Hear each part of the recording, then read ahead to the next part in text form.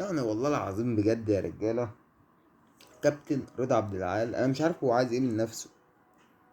انا مش عارف هو عايز ايه من نفسه. هو انا مش اهلاوي بحب الاهلي، تمام، ومش بشجع الاهلي بتعصب شديد جدا جدا جدا.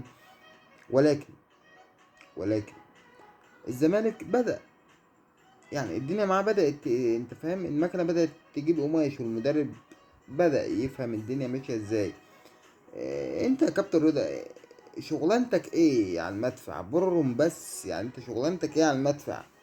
انت حضرتك يعني ما بتعرفش تعمل اي حاجة غير ان انت تهاجم وبس. طب انت، انا راضي ضميرك وذمتك يا راجل. هل الزمالك مستاهل اي هجوم؟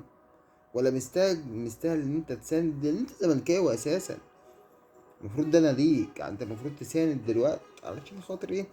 العجلة بدأت تدور اهي، والدنيا بدأت تمشي اهي، مكسب بيجيب مكسب، الدنيا جميلة اهي. ماليش دعوة ولا بقى احتواء مش احتواء، انا ماليش علاقة بالكلام ده.